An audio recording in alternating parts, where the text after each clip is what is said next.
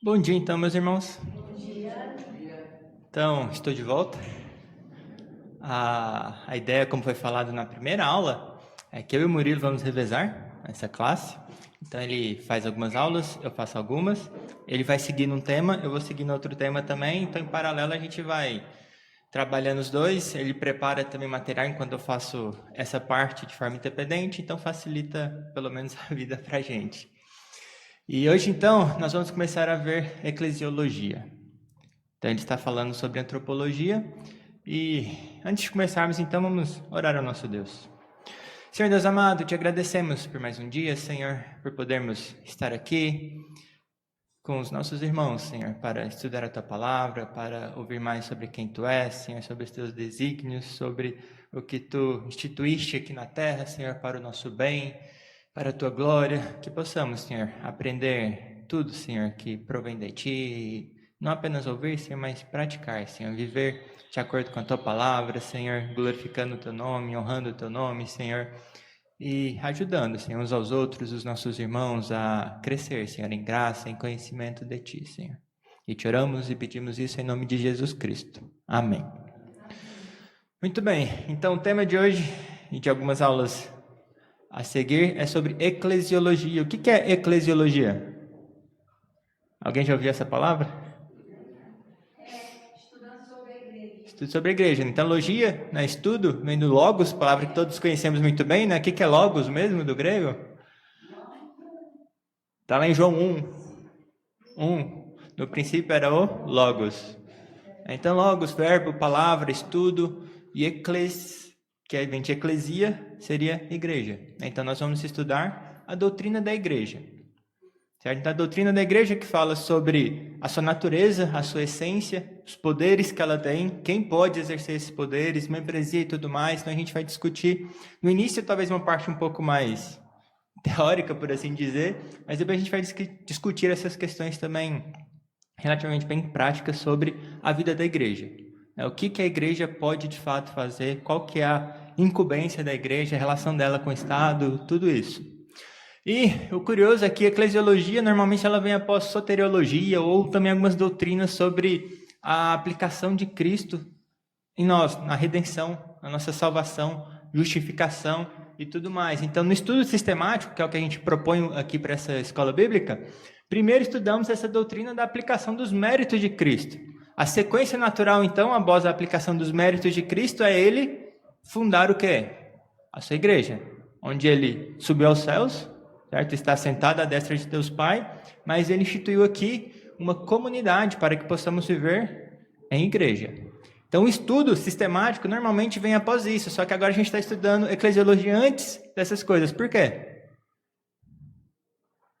Porque alguém pensa nos temas que a gente está na EBD, o pastor falou, a gente já estudou tanto sobre a aplicação dos méritos e tudo mais, sobre os símbolos de fé, agora seria bom estudarmos sobre a doutrina da igreja mais a fundo, que é algo muito bom para a igreja, saber o que a igreja deve fazer, para que ela serve, por que nós reunimos aqui. Então, nós propomos começar por eclesiologia. Depois, mais para frente, talvez bem mais para frente, nós vamos estudar sistematicamente, né, todas as nossas doutrinas e chegaremos à aplicação dos méritos de Cristo, justificação, tudo isso de novo. Mas hoje, então, nós iniciaremos por eclesiologia.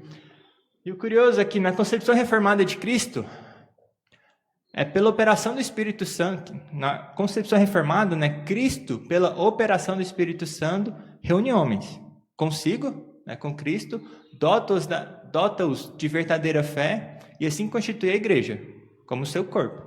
Certo? Então, nós conhecemos muito bem essa analogia para a igreja, que é o corpo de Cristo, que também é conhecido como communio fidelium ou communio sanctorum, que é a comunhão dos fiéis, ou comunhão dos santos.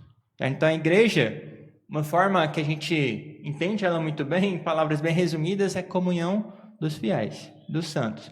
E o curioso é que na Igreja Católica Romana, o estudo da igreja tem precedência. A gente falou que na sistemática a gente fala primeiro sobre Cristo, sobre a aplicação dos méritos dele, e depois da igreja. Na concepção católica apostólica romana, é o contrário. E por quê? Vocês têm alguma ideia?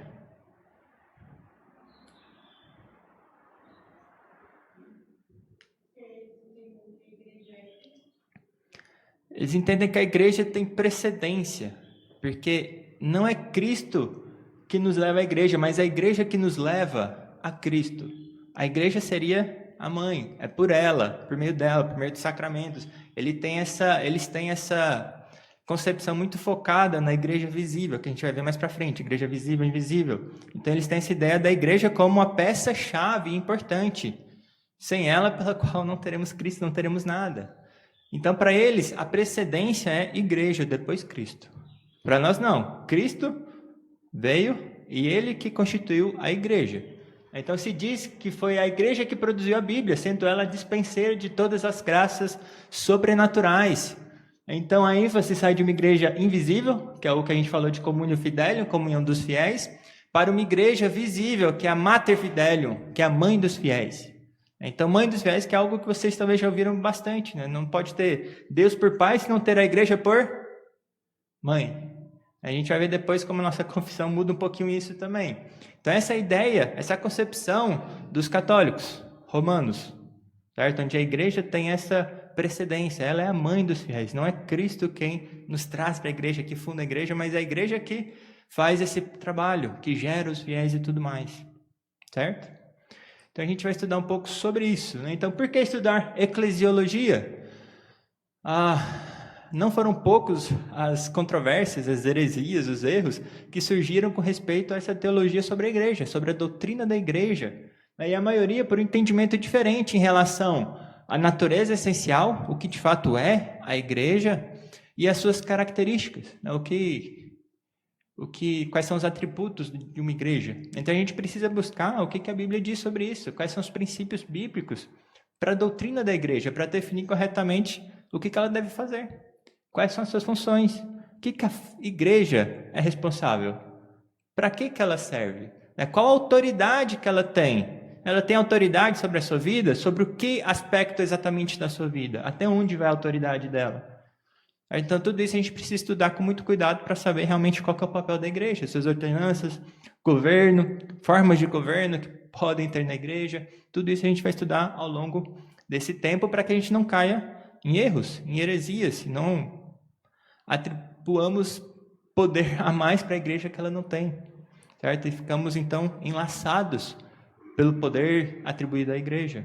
Então, ela seria um laço se a gente tem uma visão errada sobre o que de fato é a igreja, para que ela serve. Tudo bem? Muito bem, então igreja nas escrituras. A palavra usada para a igreja, tanto no hebraico como no grego, ela tem um sentido bem geral, onde a ideia é uma assembleia reunida, proveniente de uma multidão indiscriminada, regularmente organizada ou não para propósitos civis ou religiosos. Então, não necessariamente era para propósitos religiosos. A gente tem essa ideia também, essas palavras usadas para fins civis. Uma assembleia, uma reunião organizada, instituída, formalizada por pessoas que estão regularmente no hall de membros dela, por assim dizer, ou não, para decidir alguma coisa. Ou para algum fim religioso também. Então, a palavra é usada nesse sentido. A gente tem, inclusive, na Bíblia, a palavra sendo usada exatamente nesse sentido por ímpios, que está lá em Atos 19, 38 e 39. Abram lá, por favor. Onde a gente vai ver essa reunião que foi convocada em Éfeso, se não me engano.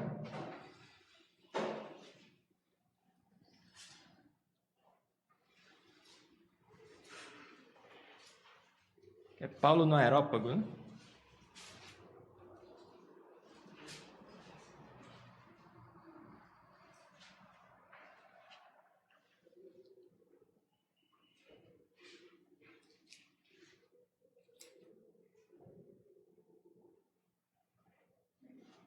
Quem achou pode ler, por favor? Por ter conhecimento dos artífices que o acompanham, tem alguma queixa contra alguém, há audiências e procônsules, que se acusem uns aos outros. Mas, se alguma outra coisa enviais, será decidida em assembleia regular. Então, uma assembleia regular, chamada pelos Éfesos, se não me engano, né, o tumulto que tem lá, para decidir essa queixa deles, contra a questão das imagens de Diana e tudo mais, toda aquela revolta que tem quando o evangelho é pregado e acusado sobre idolatria e tudo mais. Então, aqui a gente tem a palavra sendo usada para uma reunião civil, certo? Onde eclesia, literalmente, é chamados, né? Ekkalé, uma coisa assim, que é chamados ou chamados para fora, certo? No sentido de chamar eles para vir para a reunião. Muita gente usa até a palavra chamados para fora, falando que a igreja é para ser chamada, as pessoas devem ser chamadas para ir para fora. Esse não é o sentido da palavra, certo? Não é fomos chamados para ir para fora no mundo. É claro que nós temos a grande comissão e tudo mais, mas o sentido da palavra é chamados para ir numa reunião, certo? Para se congregar, para fazer uma assembleia e ter uma reunião. Esse seria o sentido direto da palavra. E a primeira vez que a palavra aparece, adivinha quem falou? No Novo Testamento? Jesus, não? Abram lá em Mateus 16, 18. Se te perguntarem quando foi que a igreja neotestamentária foi fundada, qual que seria a resposta de vocês?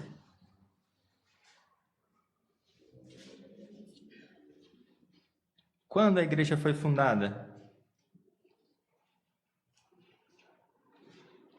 Talvez a maioria agora vai falar aqui, em Mateus 16, né? Mas qual seria a primeira reação, a primeira resposta de vocês? Muitos falam que é no Pentecostes. Outros falam que foi na primeira ceia. Alguns falam que é esse texto também. Então, Mateus 16, 18. Na verdade, um pouquinho antes, no versículo 15, vamos nessa parte também que todo esse contexto é importante, né? Mas vós, continua ele, quem dizeis que eu sou? Então Jesus estava perguntando quem a multidão dizia que ele era. E falaram Elias e coisas assim. Então ele perguntou para os apóstolos, mas vós, continuou ele, quem dizeis que eu sou? Respondendo Simão Pedro disse, tu és o Cristo, o Filho do Deus vivo. Então Jesus lhe afirmou, bem-aventurado és, Simão Barjonas, porque não foi carne e sangue que te revelaram, mas meu Pai que está nos céus.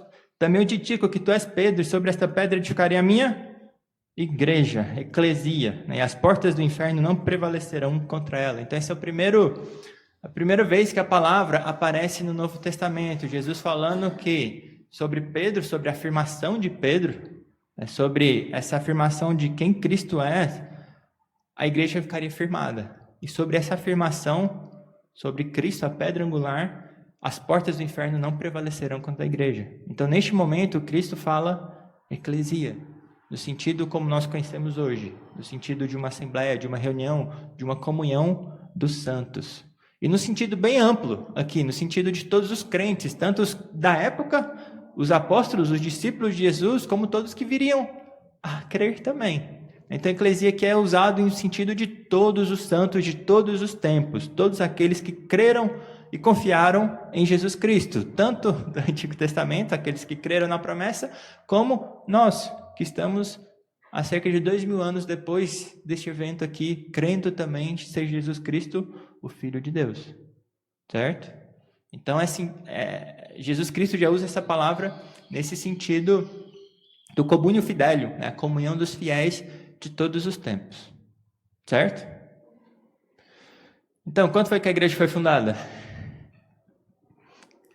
Tem muita discussão por aí, né? Mas, enfim, a gente tem outros sentidos também para a eclesia, para a igreja, que são um pouco mais específicos. Um primeiro é um círculo de crentes de alguma localidade definida. Abram lá em Atos 11, 26 e Romanos 16, 4, por favor. Atos 11, 26 e Romanos 16, 4. Quem achou, pode ler, por favor.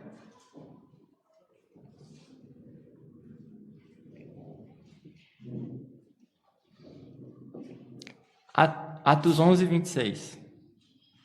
Tendo encontrado, levou para Antioquia, e por todo um ano se reuniram naquela igreja e ensinaram numerosa multidão.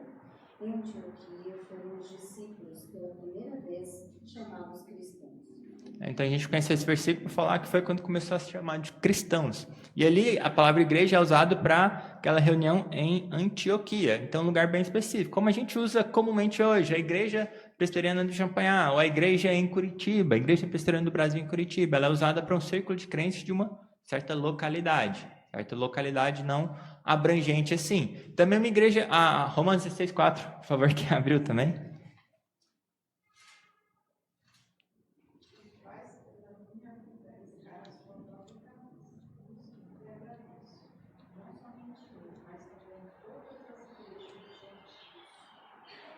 Então aqui está falando sobre as igrejas de uma localidade, talvez um pouquinho mais abrangente, mas dos gentios, né? Não era nem de Jerusalém e tudo mais. Então ela pode ser usada nesse sentido bem localizado, como também na igreja na casa de alguém, igreja doméstica. Então a igreja na casa que está de uma certa pessoa. Então abram lá em Romanos 16, quem já leu Romanos 16:4, também pode ler o versículo 23, por favor.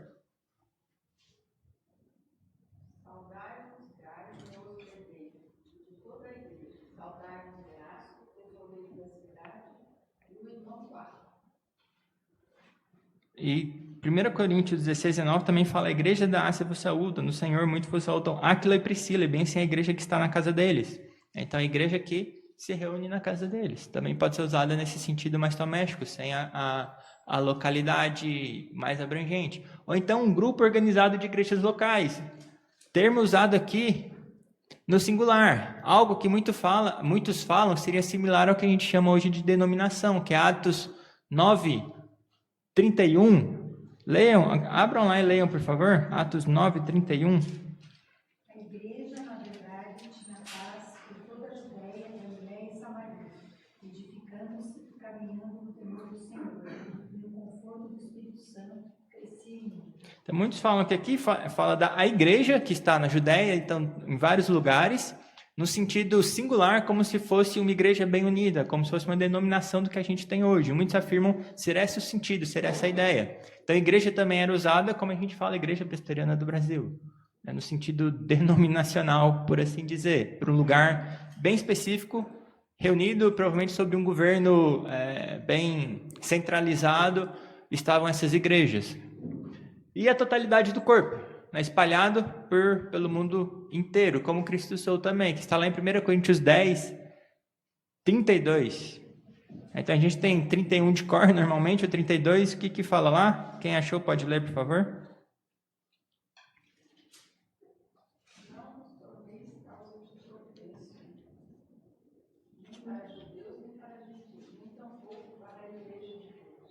Então aqui é a igreja de Deus, que está localizada onde?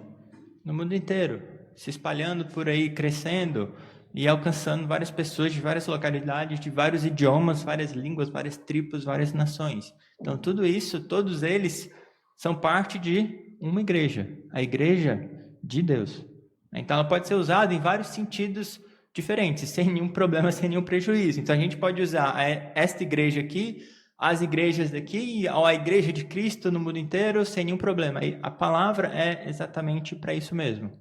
Uma reunião dos santos, que pode ser local, na igreja, na casa, como em todo mundo. Certo? Então é uma comunhão dos santos que abrange muita gente. E a gente tem outras designações bíblicas para a igreja, que são até bem conhecidas. A gente vai ver, se não me engano, 4 delas. A primeira é corpo de Cristo, que é uma analogia, na verdade, única. A gente vê no Novo Testamento a igreja sendo chamada de várias coisas que também se repetem no Novo Testamento, como videira, como a vide de Israel, vários símbolos para a igreja, mas o corpo de Cristo, ou como corpo de Deus, somente no Novo Testamento. Então, em 1 Coríntios 12:27, alguém abra e leia, por favor.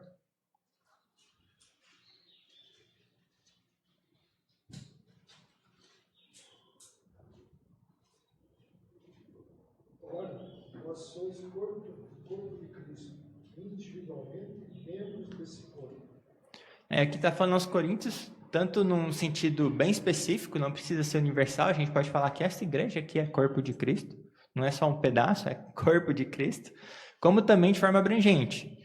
Todos os santos, todos os que creram em Jesus Cristo, participam pela união em Cristo desse corpo de Cristo. E a outra também muito comum é templo do Espírito Santo, o templo de Deus. Então abram lá, por favor, também 1 Coríntios 3:16 e Efésios 2:21, 22 e 1 Pedro 2, versículo 5.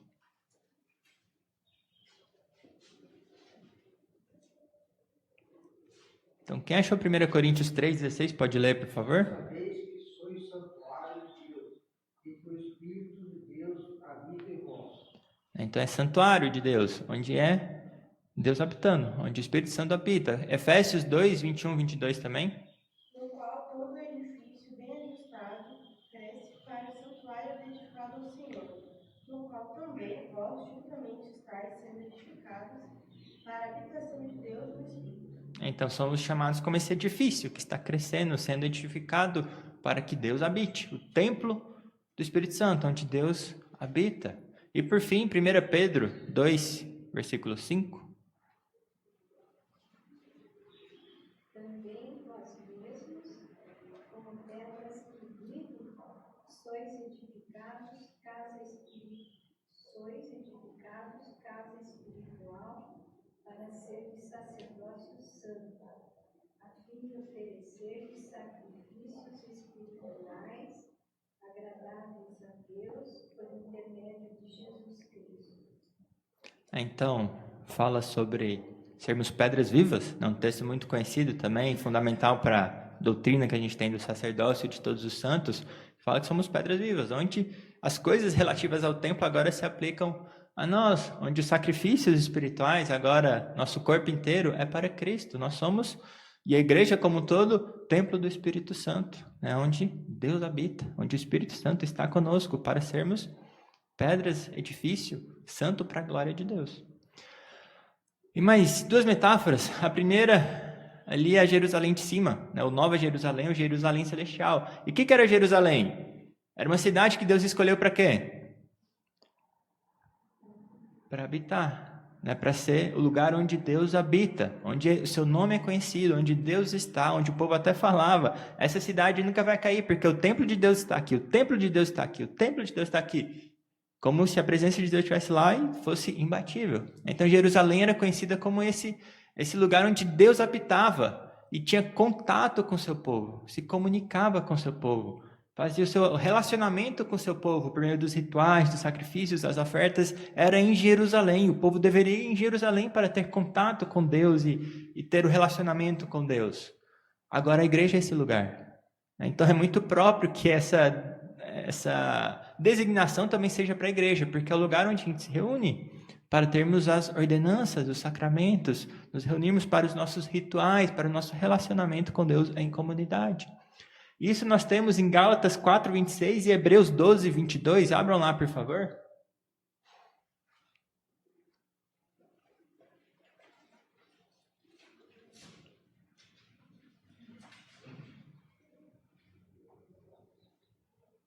Mas a Jerusalém lá de cima é livre, a qual é nossa vida. E Hebreus 12:22.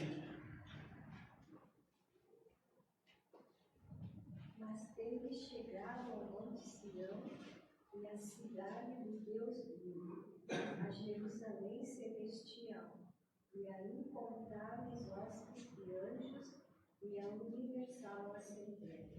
Então está falando que a gente não chega mais a Sião e tudo mais, mas agora a Universal Assembleia, a Jerusalém Celestial. Nós estamos agora já nessa ideia de uma nova Jerusalém. A igreja é onde Deus habita e nós temos comunhão com Ele.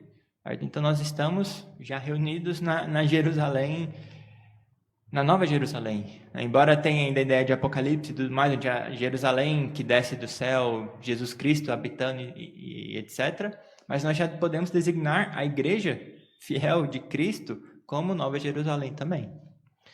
E por fim, que é um texto até fundamental depois que vai ser usado sobre o que é essencial na igreja ou não, essa última designação aqui, em que a igreja ela é coluna e baluarte da verdade.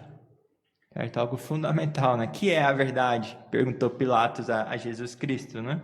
Então, 1 Timóteo 3,15, eu vou ler lá fala, para que se eu tardar, fique cientes de como se deve proceder na casa de Deus, que é a igreja do Deus vivo, coluna e baluarte da verdade. Então, o que significa a igreja ser coluna e baluarte da verdade? Aquela que defende, aquela que sustém a verdade, aquela que, por mais que custe e doa, a gente mantém a verdade sempre, como se fosse algo realmente extremamente importante, porque isso Jesus Cristo é a verdade. Ele veio para testemunhar da verdade, como ele disse a Pilatos. E a igreja aqui, ele instituiu para que possa ser testemunha dele, testemunha da verdade. Então a igreja, ela deve ser coluna e baluarte da verdade. Ela é a guardiã ela defende contra os inimigos do reino de Deus que buscam destruir a verdade, trazer mentiras, enganar os povos, manter todos na escuridão e nas trevas. A igreja é aquela que traz a luz, que traz a verdade e a defende com unhas e dentes. É por isso que é terrível quando uma igreja se desvia da verdade e começa a proclamar mentiras, que esse não faz parte da essência da igreja. É o que a gente vai discutir depois. Podemos julgar grupos de pessoas se eles são dignos ou não de serem chamados igreja de Cristo, certo? E a gente vai usar textos como esse para julgar se pessoas, se grupos, se denominações aí são de fato dignas de serem chamadas igrejas de Cristo. Nós vamos falar, essas são, essas não são.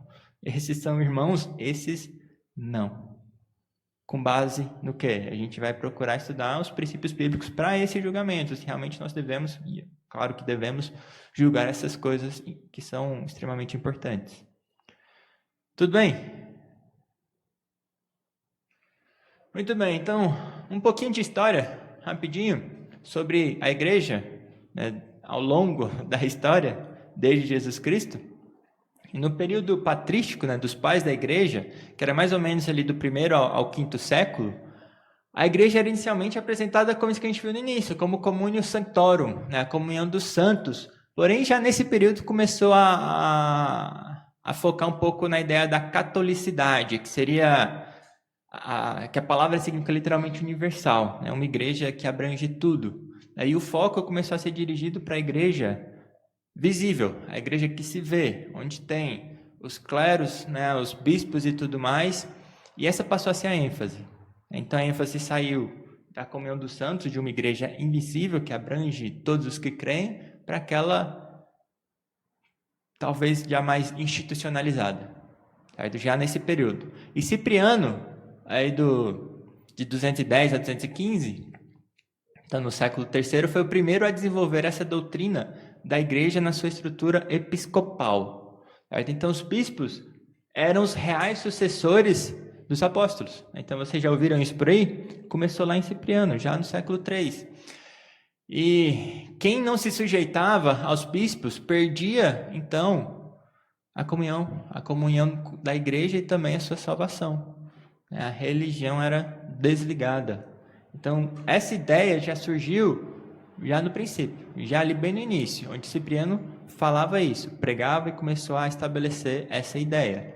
E Agostinho, que era uma pessoa que nós prezamos bastante, ele era um pouco inconsistente nisso, porque, por um lado, ele afirmava esse conceito que é chamado de predestinacionista, né, onde todos conhecemos muito bem essa palavra, né? Predestinação, ou seja, a igreja era a igreja dos eleitos, daqueles que foram predestinados, a comunhão ou companhia dos eleitos que tem o Espírito Santo. Ele afirmava muito isso é o que ele colocava mais peso. Porém, ele ainda era um homem da igreja e ele defendia alguns aspectos dessa igreja de Cipriano, onde tinha os bispos, né, esse certo poder episcopal e tudo mais, os sacramentos e etc. Então, ele era um pouquinho dividido nisso. E na Idade Média, então, esse conceito de Cipriano foi profundamente estabelecido. A ideia fundamental de Agostinho, dos eleitos, da companhia dos eleitos, comunhão dos santos, o Communio Sanctorum, foi deixada de escanteio, de lado. E o foco, então, passou a ser a igreja visível, institucional. Então, o aspecto com maior proeminência foi o institucional do que o espiritual, o visível do que o invisível. Aí daí a gente sabe muita coisa que aconteceu. Então, esse cara, o Hugo de S. Victor, ele fala da igreja e do Estado, como os dois poderes instituídos por Deus, que governam o povo. Então, Deus instituiu dois poderes, igreja e Estado. O Estado serve para quê? Para o bem-estar social, aqui, temporal das pessoas. E a igreja? Para a salvação, para o bem-estar eterno das pessoas, para a alma, para o porvir, para tudo mais. Então, a igreja, portanto, ela é superior ao Estado. Porque ela trata de coisas superiores, ela tem então um poder superior que o próprio Estado. Essa ideia começou a ser então desenvolvida por esse cara, porque é fácil da gente, seguindo esses argumentos, aceitar uma conclusão dessa. Então ambas as instituições são de constituição monárquica, que era comum na época, onde o rei é o chefe do Estado, e quem é o chefe da igreja? O Papa. Então o Papa passou a ser praticamente o rei da igreja e desse poder que está acima do Estado. Então, com a visão da igreja como reino de Deus na terra, que era uma visão comum, e é uma visão certa também, a igreja, sem dúvida nenhuma, é parte do reino de Deus, a doutrina do papado começou a ser desenvolvida, como nós conhecemos hoje. Então, o Papa passou a ter todo o poder que nós vemos, quer dizer, hoje diminuiu, mas o poder que nós conhecemos ao longo da história. E qual que é a consequência desse pensamento, lá da Idade Média? A igreja, então, está acima de tudo. Então, tudo deveria ser colocado debaixo do poder da igreja. O que é tudo? O seu lar, a sua casa, a escola, o ensino, as ciências, o comércio, tudo mais deveria ter o respaldo, a base da igreja para que funcione da maneira que realmente deveria acontecer. Então, a igreja passou a ter um poder fenomenal, onde o que você ensina, como você ensina, tudo isso tem que passar pelo poder, pelo crivo, pela aceitação da igreja. Certo? Então ela passou a ser chefe de tudo. Todas as bênçãos da salvação chegam ao homem por meio das ordenanças da igreja, né? Em particular pelo sacramento, que a gente viu isso muito no final de outubro, novembro do ano passado, quando a gente discutiu sobre a reforma. Então toda essa via sacramental para a salvação passou a ser estabelecida, e somente essa via, né? E levou também especialmente à secularização da igreja. Por quê? A igreja se envolvia mais com política do que com a salvação de pecadores, né? Ao ponto dos papas reivindicarem domínio sobre os governantes seculares, onde eles levantavam reis e derrubavam reis. Sim. Daniel, quando eu falo com o católico, o argumento mais forte deles é assim, que Jesus constituiu Pedro constituiu o Papa. E fala também, eles alguns argumentos, acho também que Cristo falou, né, que tudo que ele ligar na terra será ligado no céu, tudo que ligar no céu será ligado na terra. Aí talvez disso que vem toda essa predominância que a igreja tem a vida toda, assim, como desfaz esse argumento? Então, o primeiro e o fundamental deles é que o Papa é o herdeiro ou herdeiro não, né? A linhagem contínua de Pedro. Aí a gente vê já o primeiro fundamento que a gente falou lá de Mateus 16. Né? O que Cristo fala lá? Ele fala que tu és Pedro, sobre esta pedra edificarei a igreja. Não adianta você dizer, mas não. Todo argumento deles é fundamentado nisso, que é Pedro, que é a pedra, que ele é o dono da igreja, que a única igreja verdadeira que existe é a igreja católica. Não tem outra verdadeira. Então a gente tem que começar corrigindo a interpretação dele de Mateus 16, mostrando que não é sobre Pedro, até porque Pedro furou muitas coisas depois, né? E que é sobre aquela afirmação sobre Cristo ser o Deus vivo. Então a gente tem que começar corrigindo que não é Pedro quem fundamenta a igreja. E a ideia que a Bíblia traz para o fundamento da igreja é qual? O que é o fundamento da igreja? Cristo é a pedra angular, mas o fundamento é a doutrina dos apóstolos e dos apóstolos. Certo? Então a igreja perseverava em oração também na doutrina dos apóstolos. É da doutrina dos apóstolos, que é a doutrina que vem de Cristo, é o fundamento da igreja. Não é simplesmente uma pessoa, mas é a verdade, como a gente falou um pouquinho agorinha.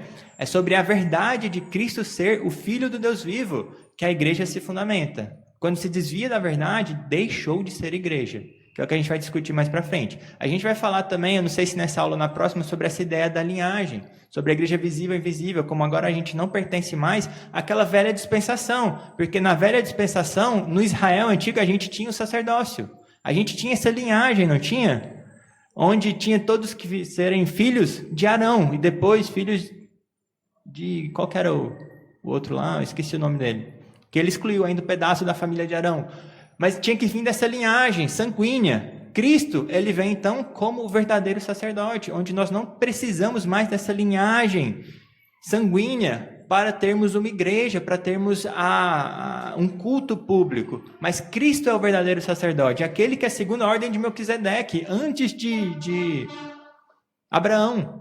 Certo? É aquele que é o sacerdote perfeito. Então nós não precisamos e não devemos mais ter isso, mas todo lugar onde tem um adorador verdadeiro, a gente tem, adorando em espírito e em verdade, a gente tem uma igreja.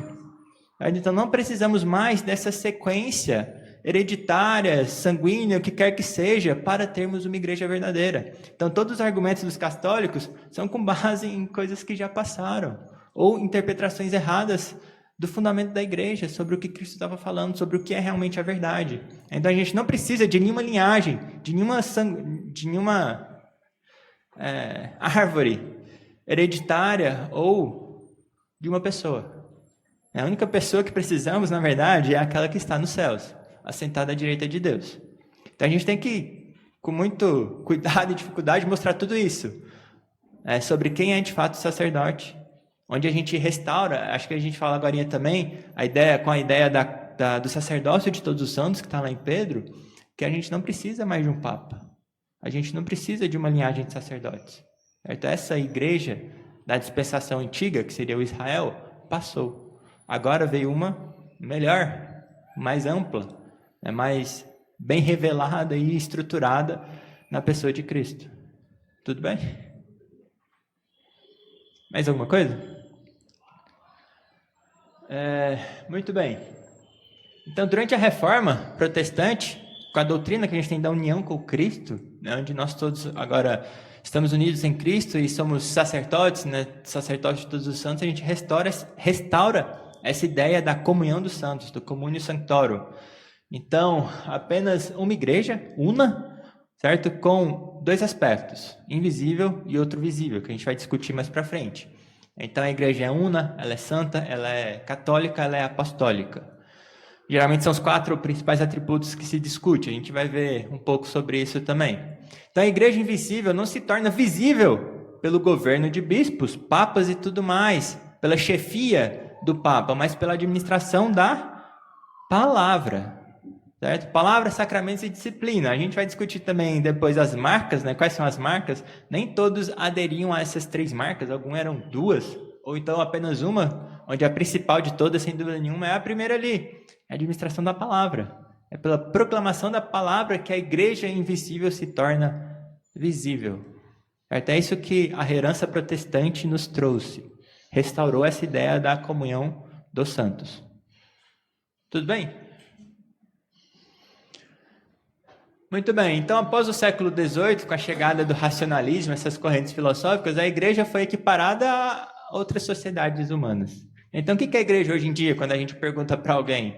Nada mais é do que uma ONG, do que uma instituição com fim puramente social. A igreja passou a ser um lugar onde é uma organização externa que a gente se reúne para cultuar, para ser um centro social, para ter atividades de recreação. Muitas igrejas não se tornaram isso.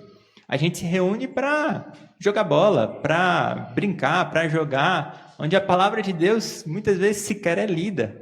É uma coisa que a nossa igreja tem na sua Constituição. Toda reunião deve ter um momento onde a palavra de Deus é lida e exposta.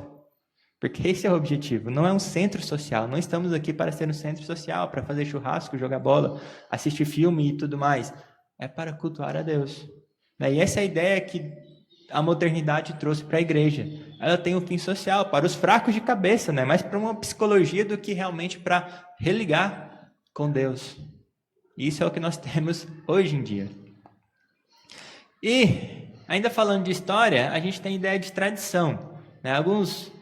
2 pontos que eu vou trazer aqui principais da história, que é bom a gente pensar um pouco. O primeiro é a tradição, o outro é sobre cruzadas, né? Sobre violência e tudo mais, que é algo que muitas vezes é falado também no nosso tempo. E quando a gente fala de tradição, a gente pode pensar de 3 formas diferentes. Eu vou começar de baixo para cima ali, na verdade, onde a primeira é a tradição que a gente conhece, que é a tradição romana. E que tradição é essa? É uma tradição que se desenvolve, aí progride, né? Não uma tradição que vem lá dos tempos antigos, mas que é desenvolvida hoje em dia. Novas tradições são estabelecidas e elas têm autoridade.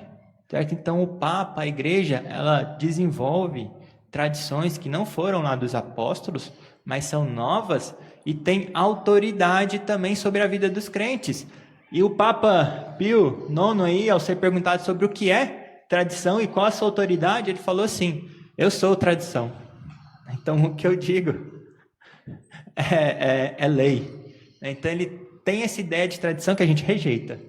Certo? Então tradição rejeitada, essa é a tradição católica apostólica romana, onde o que o Papa fala ex cátedra, né, da sua cadeira, da sua posição, tem autoridade divina. Não tem.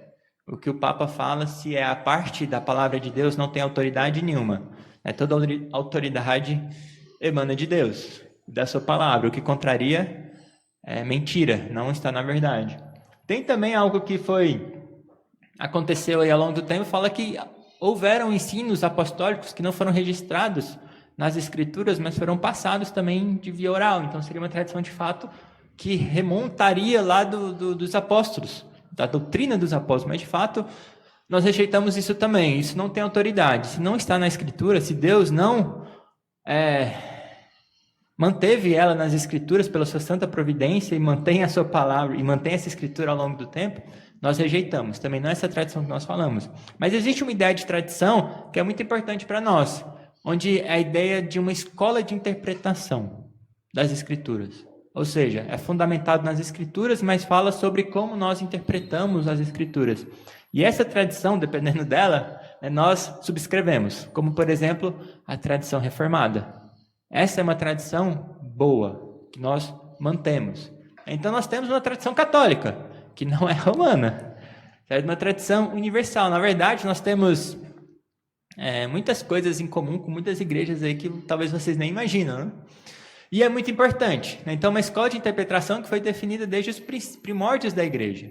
Então, uma primeira tradição, por exemplo, católica que nós temos, que isso abrange até a Igreja Católica Apostólica Romana e outras igrejas, é a doutrina da Trindade.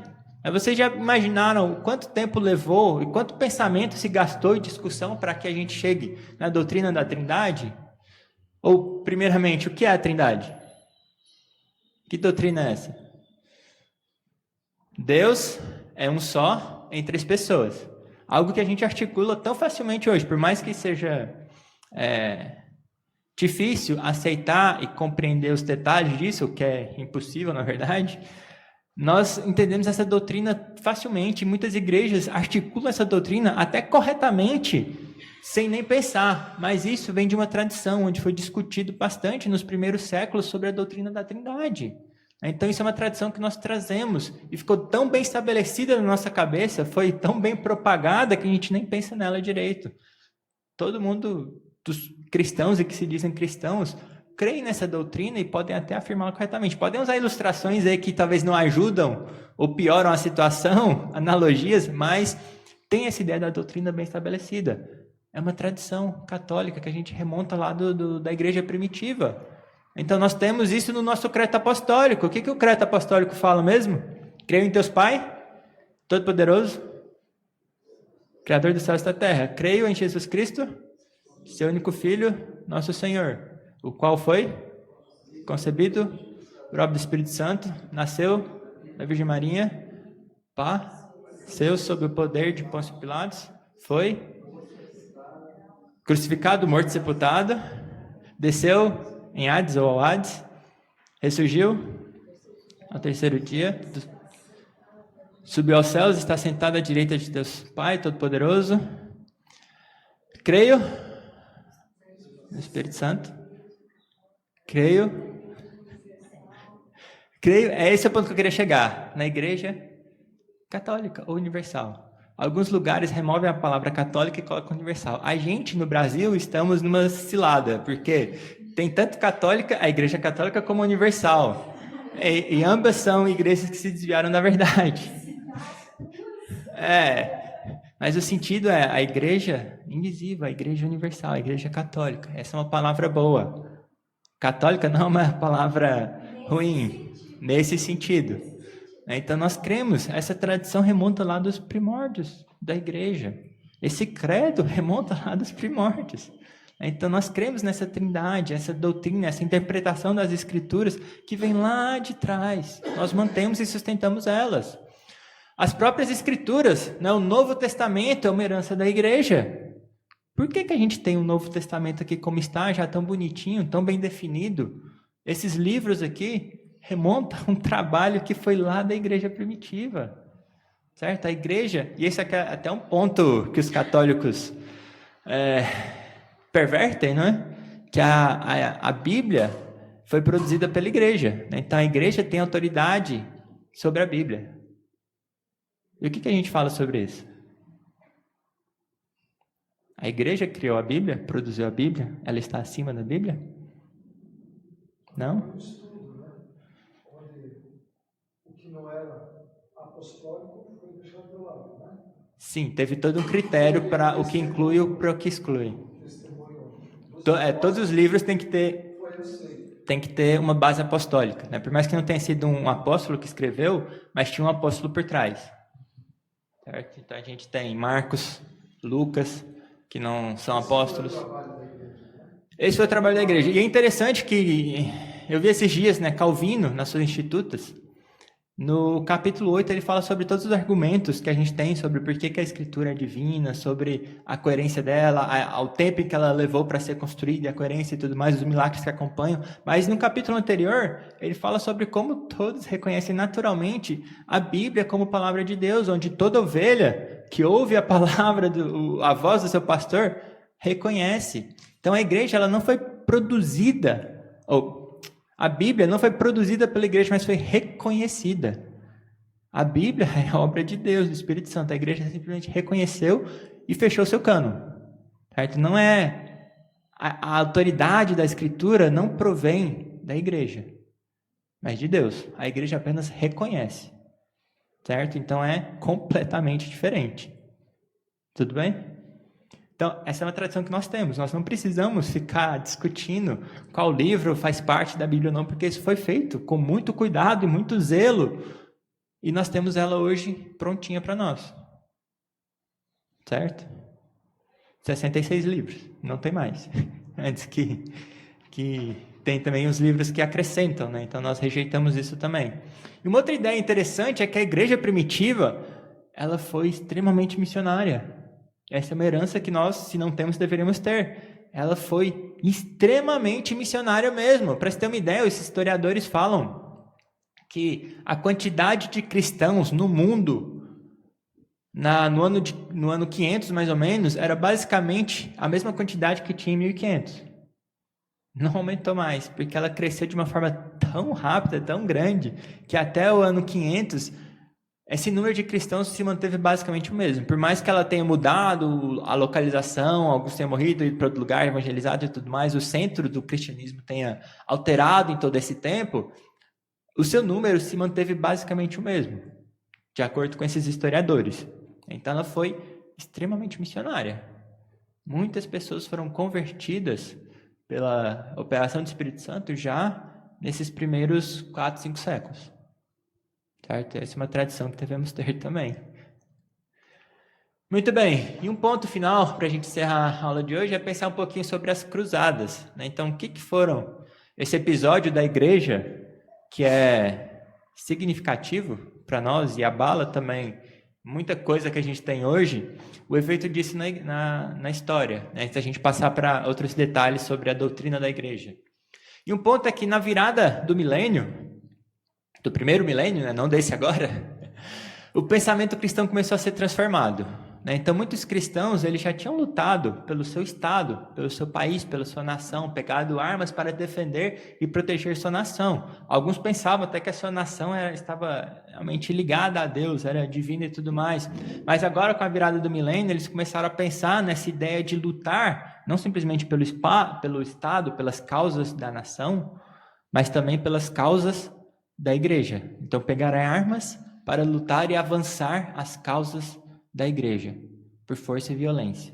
Então, esse pensamento começou a surgir, tomar corpo na virada do milênio. E o motivo inicial, que eu vi esses dias também falando, argumentando, ou seria o motivo principal das cruzadas, não foi o econômico nem o político. Por mais que tenham pessoas e muita coisa econômica e política ligada também às cruzadas, o motivo principal foi uma expectativa apocalíptica.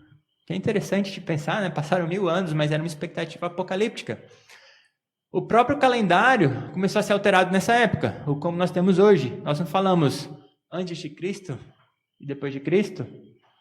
O ano Domini, AD, para frente, o ano do nosso Senhor.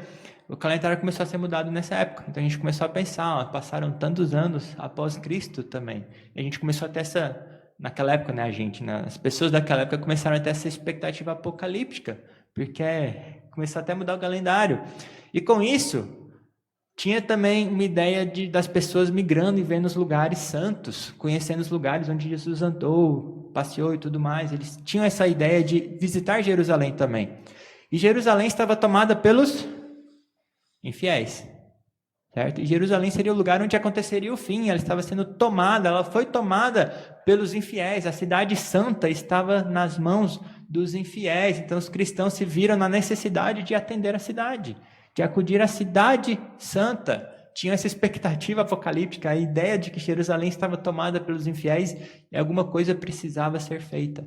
Então muitos afirmam que esse foi o motivo principal pelo qual as cruzadas tomaram corpo e aconteceram.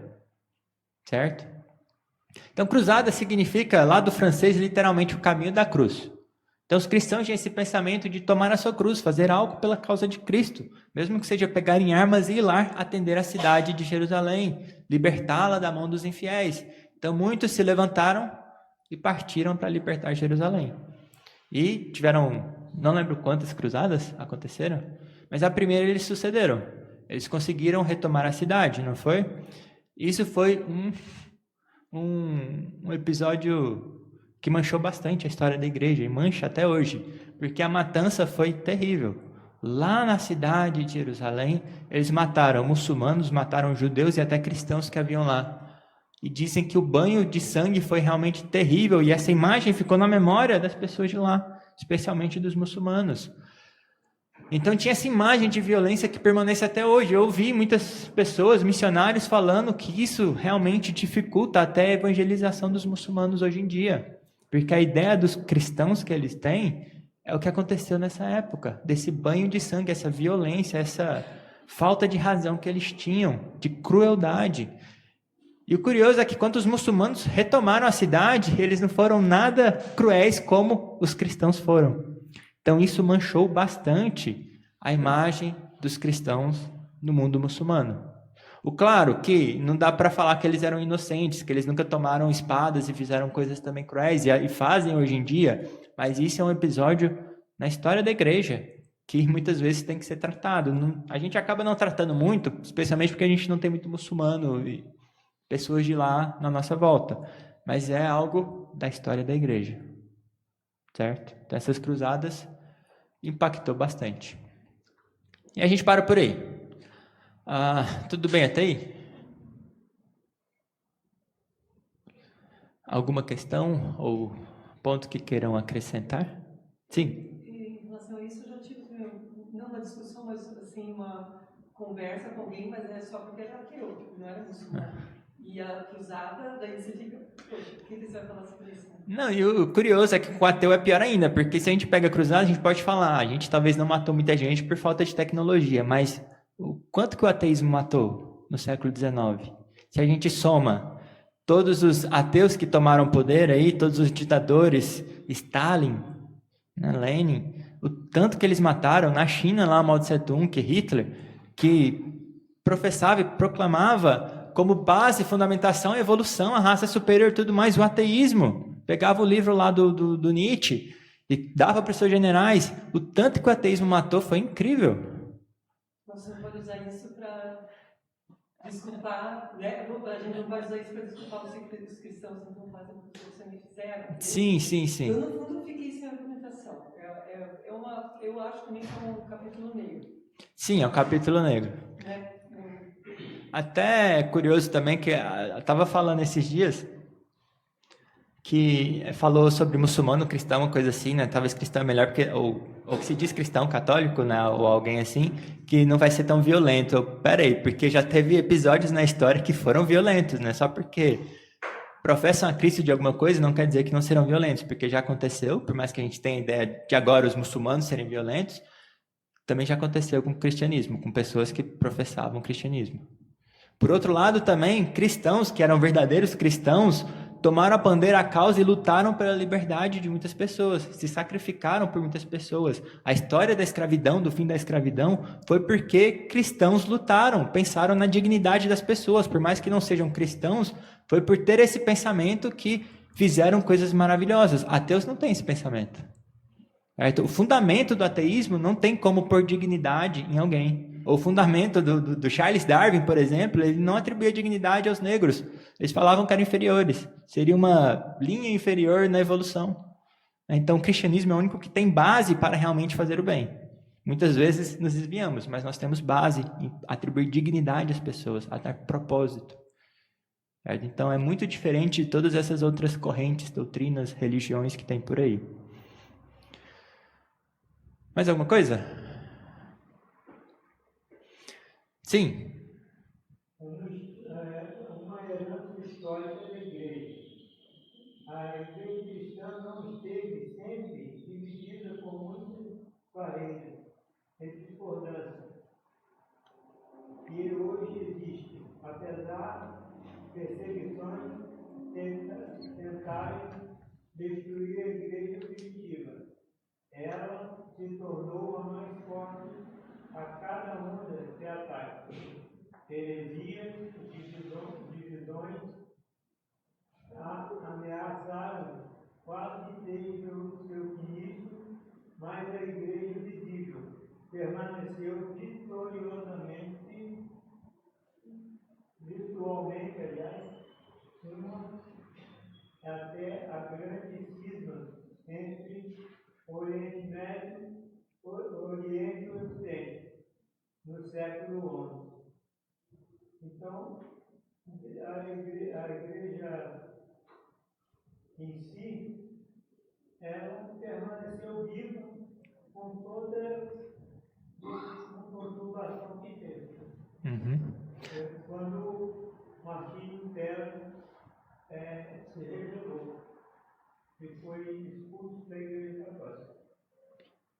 A gente vai discutir um pouco sobre isso, né? Sobre a igreja visível, sobre denominações que podem se desviar e cair, sobre igrejas que podem deixar de ser igrejas, mas como a igreja triunfante de Cristo, a igreja visível vai se permanecer na terra como testemunho até a vinda de Cristo. Por mais que tenham caminhos tortuosos, a igreja visível de Cristo triunfará também. Se manterá testemunha na terra até a volta do nosso rei, cabeça da igreja. Tudo bem? Então, Deise, pode orar para a gente, por favor, para encerrar?